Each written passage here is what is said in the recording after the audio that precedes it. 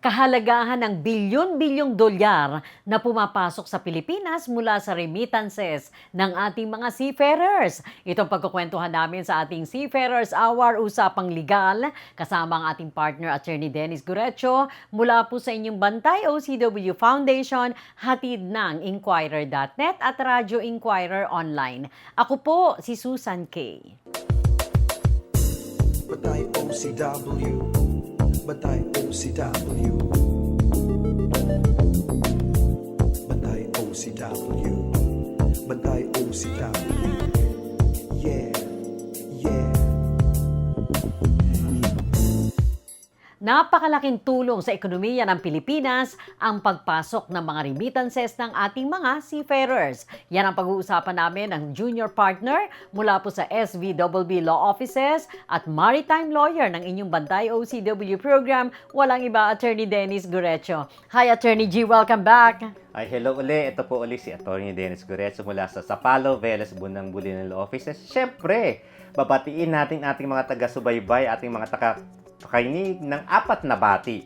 Magandang umaga, magandang tanghali, magandang hapon, magandang gabi, at syempre meron pang isang good morning night dahil tayo ay napapakinggan kahit anong oras, kahit anong araw, at kahit saan. Nauso na talaga yung good morning night, ano? Mo pinagalo na yung morning at yung hating gabi Kasi o minsan gabi. di mo alam kung anong oras sa ibang Yes, bansa. oo, Di ba? Ang kagandahan doon, dahil sa technology, nakapapakinggan tayo at anytime, anywhere. At yung ating mga kababayan, Attorney Gurecho, saan man sila naglalayag, saan man karagatan, nakatutok Yes. pa rin sa ating Seafarers Hour. Pero kumusta ang remittances ng ating mga OFW? Nung last episode, sabi natin, decreasing or increasing ang bilang ng ating mga OFW. Patuloy, sabi mo, na tumataas, hindi naman bumababa. Nangangahulugan ba yan na patuloy rin, syempre, ang pagtaas ng dollar remittances na ito ng ating mga seafarer? Pero kasing years kasi na bumaba yung remittance, 2 taon lang yan. Pero sa data na nakuha natin, kasi siyempre ang pinaka makukuha mo yung numbers na doon sa ating Bangko Sentral ng Pilipinas. Kasi doon nire-record yung mga remittances na pinapadala ng ating mga seafarers. Pero ang nakikita lang doon ay yung automatic remittances na pinapabalik. Ito yung sa under the PA contract, kasi under the DMW contract ngayon, 80% of the basic wage automatic ibabalik sa alati sa Philippines. Ang malaking issue kasi lagi dyan, di ba sinasabi natin, na-encounter natin yan sa ating show, sino ba tong alati na to? So, yung 80% na yan ay babalik sa alati. Ang alati kasi, ito yung designated person na nakasulat sa kontrata kung kanino ipapadala yung 80% ng basic salary na yun. So, pwede yan kahit sino. Yung asawa, yung kapatid, yung nanay, yung tatay, pwedeng si Susan, ibibigay yung 80% na yun. Kahit kasi nga, tinatawag natin, may freedom of contract yan. Kasi nga, ang kontrata, it's agreement between the parties, the two parties, yung employer as represented by the manning agency and the seafarer. So, kung ano yung kasunduan nila dyan ng seafarer, kung kanino niya ibigay yung allotment na yan, siya ang masusunod dun sa ano. Tagal nating issue yan, ano? Yes, Na hindi so pala automatic sa mga misis o mga may bahay yung allotment. Kaya pagdating dito sa usapang sa usapang pera, makikita natin the whole picture. Ano ba tong pinasok ng mga seafarers natin sa Pilipinas? Tulad na binanggit mo kanina, ito yung malaking tulong sa ekonomiya kasi para tong gas. Siya yung nagpo-fuel ng economy natin, itong mga dollar remittances na to. Hindi lang naman ang sea base natin yan. Kasama dyan ang land base. Kasi sa total remittances ng both land base and sea base, usually ang ating Filipino seafarers, mga 20% siya ang kanyang portion ng total dollar remittances na re-receive Laki, natin. no? 20% ay galing sa sea-based. Okay. So, kung bibigyan mo ng figure, lalagyan mo ako ng figure? Yes.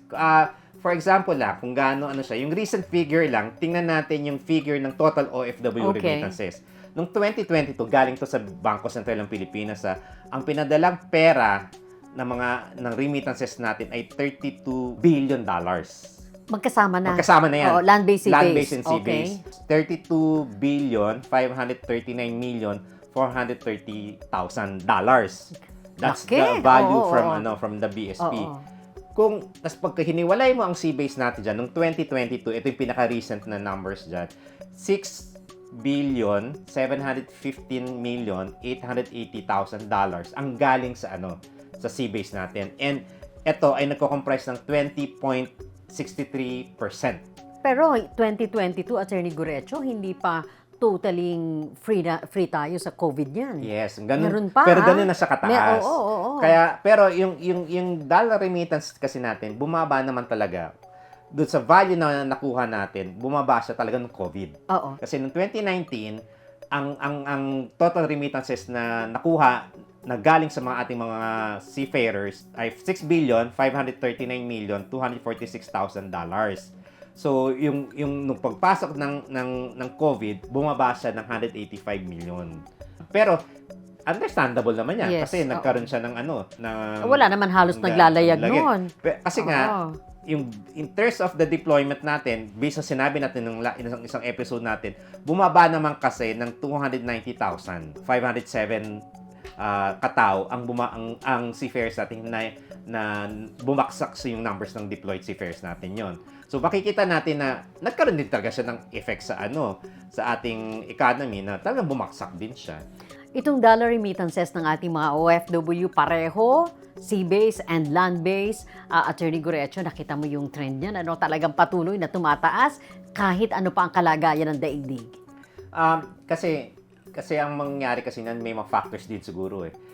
Isa siguro kahit na kasi may time nito talagang 'di ba bumabagsak ang peso eh. Yes, So oo. yung remittances kasi pag either tumataas nagfa-fluctuate yan based on the on the dollar exchange. Siyempre, happy sila pag mataas ang palitan. Pero kasi yung problema din yan, kapag mataas ang palitan, yung gastos mo naman dito. So parang Oo. there's a pros and cons. Sige, mas malaki ang nare-receive mo, pero tumataas yung cost mo sa Philippines. So minsan, umaaray din sila na mas malaki nga yung pera, pero magkano lang yung naiiwan. So makikita natin na minsan, nandun din yung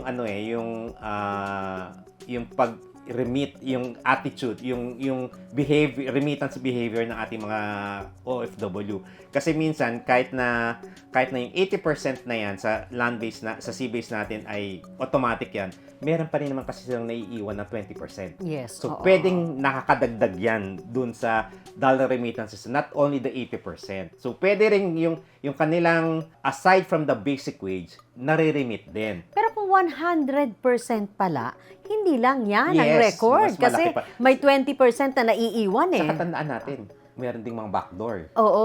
Yung mga oo. remittance channels natin na hindi dumadaan sa bangko. So kung bit-bit na lang yan ang ating mga seafarers, wala Mas nang malaki, record yan. Walang record Oo. So yun. pwedeng malaki pa. Mas malaki pa yan. Oo, oo. Yung 80%, eto kasi minimum nito yung 80% na basic wage. Oo. So Yan ang talagang automatic na pumapasok. yan. Pero kung titingnan nga natin, noong 2008, ang niremit ng ating mga seafarers ay 3,34,553,000. Ito yung 2008 yan. 2008. Oo. Tapos, pagdating ng 2022, doble na siya. 6,715,880,000. So, makikita natin na doble siya in a span of 15 years or ganyan, Oo, less than oo. 15 years. Grabe, no? Oo. Yung ano niya. So, makikita natin na they're still doing good. It's doing better. True. Kahit na sabihin natin na naapektuhan siya ng COVID. Pero, yung in terms of monetary wise, hindi, parang iba yung yung nakikita natin sa kanila eh. Pero yun nga, siguro, pagkakaroon din ng impact yan sa internal gastos naman nila. That's right. Minsan nga nakakwentuhan ko yung ilang mga maritime companies. Minsan nga naitanong ko dyan, Attorney Gurecho ano yung base ng exchange rate? Wari mo, ngayon, nagpasok sila ng sweldo ng ating mga seafarer. Hindi ba meron pang 3 days clearing yan? Saan nila ibabase yung exchange rate? Actually, Sa actual na pagpasok o pagkuha ng yan yung seafarer? malaking issue, Issue pa rin ba yan? na in-air ng maraming seafarers kasi yun nga, meron kasi isang vlogger na sinabi niya na that's yung theft yun. Oh. Kasi nga, hindi nakukuha ng seafarers yung talagang action na dapat nilang makuha kasi nga, may mga naiiwan doon sa money agencies. Yun na nga eh. And- Yung isang and, senta, di ba? Isang sentimo, napakalaking bagay Kasi yun. hindi pa ako makakita ng actual rules on paano. Kasi I've been also asking around, ano ba ang rules of the game in terms of yung remittance. Saan ba pumapatak yung yung dollar exchange na yan? Ano ba exchange na ginagamit? So, naghahanap pa ako hanggang ngayon. Talaga? Kung ano yung nila. Kaya nga marami na nagtatanong sa akin ng mga asawa, lalo na yon, nagtatanong nila, bakit ganito sa ko? Hindi ko rin masagot ko kasi May issue. may issue talaga. Kasi kaya nga lagi lang sinasabi na may naiiwan, merong portion nung pag-remit diretso dun sa sa Yes, alati, oo. may naiiwan pa yan dun sa mga manning agency. Kaya lang kasi hindi mahirap hanapan ng paper trail. Kaya nga. Kasi nga papasok yung bayad ng principal sa manning agency ang magdadala sa sa alati. Kaya nga may move kasi na sana yung iba gusto nila dollars na lang. Yes. Para walang oo, issue na kung oo, ano yung oo. dollars na ma-receive nila. Oo. Yun nga lang, hindi siya pa prosper na gano'n yung maging Pero on the other hand, kung halimbawa, pumasok yung bayad na yon in dollars, at mababa yung palitan, or mataas yung palitan ng piso. Tapos pag sa panahon naman na pinasweldo na nila yon sa mga alatis, mas mababa na, hindi ba mas malulugi pa nga sila doon? Actually, yun na nga. Oh. Kaya nga madalas, O baka sabihin ng mga manning agencies, talo pa nga kami doon. hindi natin kasi yung the dynamics of Yeah, the exchange. Marami rin nagtatanong, yun nga lang kasi hindi natin masasagot kasi we're not part of the yung sa internal rules na yan Pero yun nga, that's the issue na madalas tinatanong nire-raise ng mga seafarers natin na bakit ganon. And the best way kasi tanong is idalin sa Congress na magkaroon ng batas or ng clarificatory na dapat sana either na i-explain sa seafarers na ito yung amount kasi madalas hindi nila alam talaga anong exchange rate. Or tama ka, sa dollars na lang sila pasweldoin. Wala nang issue ron. May mga nagmo-move na ganun Oo. na i-dollar siya. Tandaan natin, dito sa ating data from BSP, may 2 taon lang na nag-negative yung na bumaba, hindi man negative, yung bumaksak yung increase ng nagkaroon ng decrease sa remittances. Yung isa noong 2016, bumaba siya ng $220,311,000 kasi nung 2015 ang value niya ay $5,792,459,000 pero nung 2016 siya 572,148,000 lang. So merong Anong reason? 220 million Na decrease. Oo, dollars oo. So hindi natin alam kung ano yung reason niyan.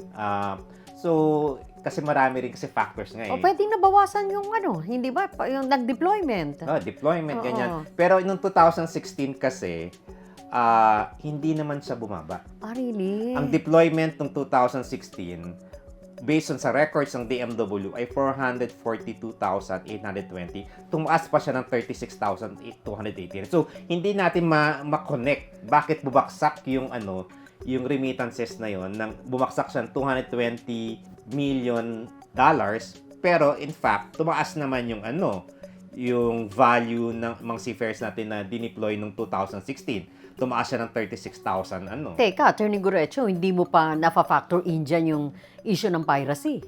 Hindi natin alam kung diba? paano yung Kasi ito rin meron ding ditong numbers na ang deploy natin ng mga seafarers ay bumaksak naman. Okay.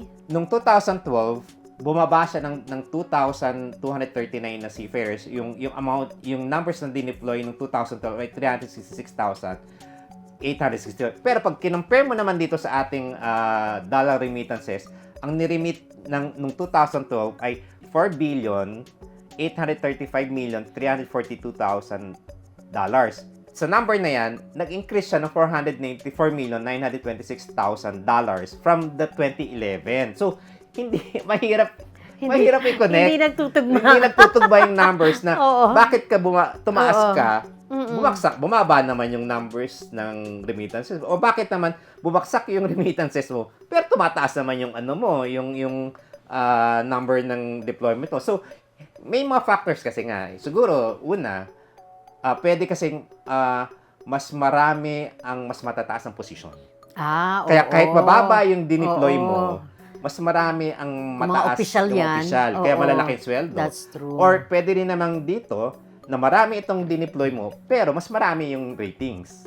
Kaya mas mababa yung Mababa. niya, Ang remittance. yung remittance. So, ano natin yun? Kasi nga, from 2000, yun nga, binanggit natin na from 2008 na 3.34 billion. So, tingnan lang natin, ano ba yung mga increases na per year. So, para magkaroon lang tayo ng visual, magkano yung per year na inaangat ng ano. So, doon na lang tayo sa ano, magkano yung increase. Noong 2009, nag-increase siya ng $365,859,000. Noong 2010, nag-increase uli siya ng $405,696,000. Nung pagpasok ng 2011, nag-increase siya ng $534,308,000.